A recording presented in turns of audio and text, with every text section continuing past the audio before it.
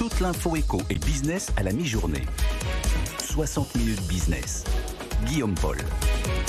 Allez, les midi 22, on est de retour dans 60 minutes business. C'est Alain Roumillac, le président de Manpower Group France, qui est avec nous. Bonjour Monsieur Roumillac. Bonjour. Merci beaucoup d'être avec nous. Vous avez publié un baromètre, votre dernier baromètre, il y a quelques jours, je crois. Oui, il y a une petite semaine. Une petite semaine, voilà. Dernier baromètre qui est sans ambiguïté. Les entreprises vont continuer massivement à embaucher au premier trimestre 2022. Ça, c'est ce que disait votre baromètre il y a quelques jours. Comme les choses sont très mouvantes et évoluent très vite à l'heure actuelle, je vous pose la question, est-ce que vous changez une ligne aujourd'hui à ce que vous disiez il y a une semaine, Alain? Non, je ne crois pas. On n'a pas de signe qui laisse penser que les entreprises sont en train de changer leur stratégie d'embauche.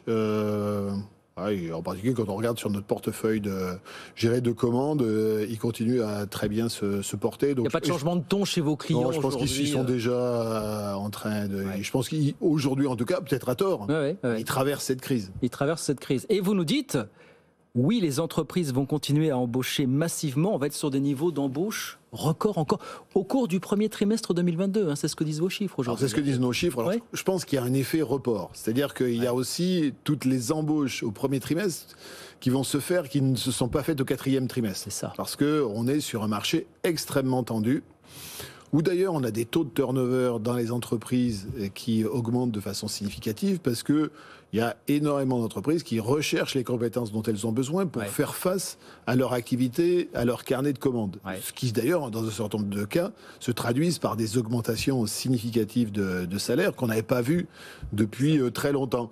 Donc, et moi j'ai quand même le sentiment qu'on va rester encore pendant plusieurs trimestres avec un marché de l'emploi qui va être extrêmement tendu. Mais c'est du turnover, donc au final, c'est pas des entreprises qui augmentent leurs effectifs au global, c'est ça qu'il faut comprendre, finalement. Elles l'augmentent, puisqu'il y a quand même le delta de notre baromètre, c'est qu'il y a 42% des entreprises qu'on interroge qui disent on va augmenter nos effectifs, et 15% qui disent qu'elles vont les baisser. Alors peut-être qu'on peut s'arrêter d'ailleurs sur celle-là. Donc on voit bien d'ailleurs que on est dans une économie qui se transforme, et que même s'il y a beaucoup d'entreprises qui vont recruter, il y en a un certain nombre qui doivent s'ajuster.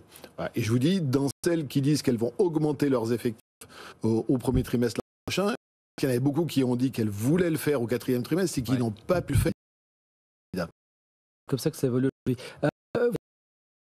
Effectivement, qui reste le nerf de la guerre. Effectivement.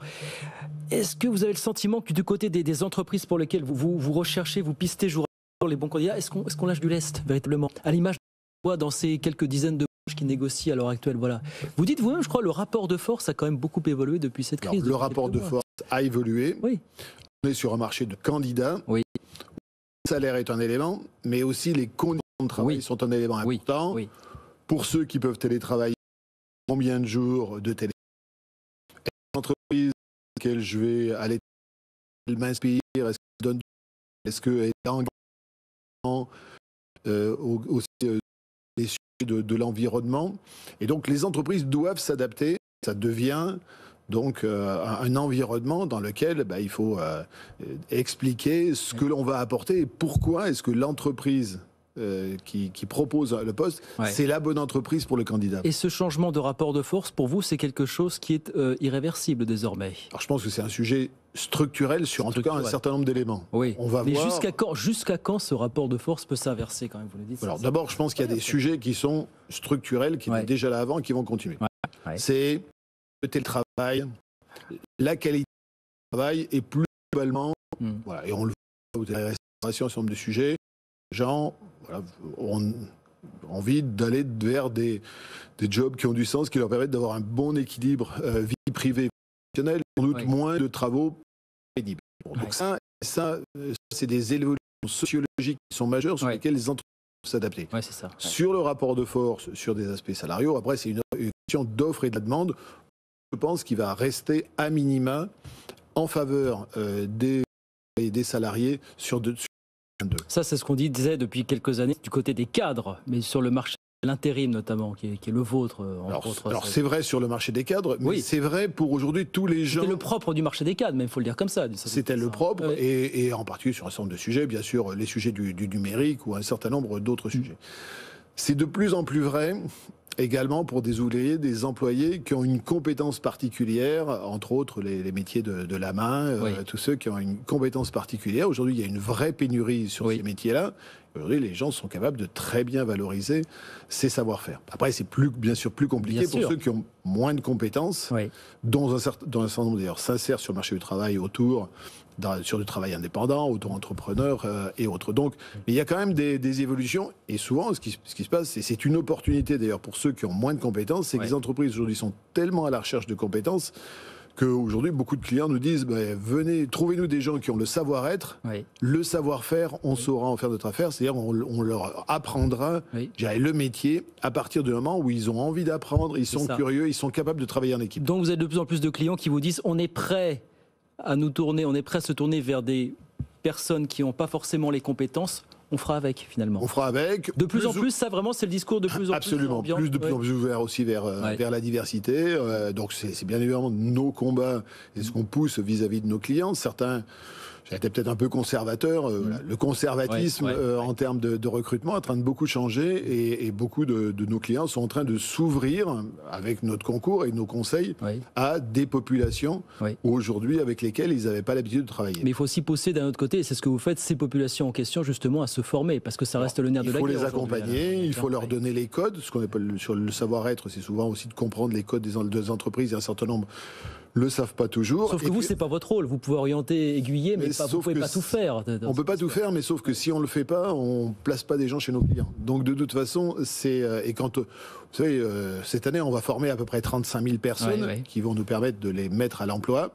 Et dans ces 35 000 personnes qu'on va former, il y en a près de la moitié qu'on va aussi former sur des notions de savoir-être, de pouvoir justement travailler en équipe, s'insérer. Et c'est aussi important, je vous dis aujourd'hui, que le savoir-faire. C'est une compétence à part entière, c'est ça. Là encore, je crois que nous, comme l'ensemble de nos entreprises clients, il faut qu'on s'adapte au monde dans lequel on est. Et donc, parce que si on ne s'adapte pas, on n'est pas capable de répondre à ce qu'est la demande. Donc ça nous oblige à nous remettre en cause, ça nous oblige d'ailleurs à bâtir une relation plus privilégiée avec nos intérimaires pour d'ailleurs les aider à développer leur employabilité, leur savoir-faire sur la durée. Donc ça fait aussi transformer de façon assez importante tout ce que nous faisons et nos façons d'opérer. C'est ce qu'on appelait nos programmes agents des talents. Oui, mais ce programme de montée en puissance des compétences, vous le faites, vous y contribuez, mais effectivement, encore une fois, c'est pas votre métier. Voilà, ce que vous dites, c'est un sujet qui serait bien d'aborder au cours de la campagne présidentielle. Malheureusement, c'est peut-être pas le sujet qui va déchaîner les passions et attirer les foules et faire gagner des voix. Nous, on considère qu'aujourd'hui, c'est notre métier. Encore une fois, si on le fait pas, on répond pas à une attente.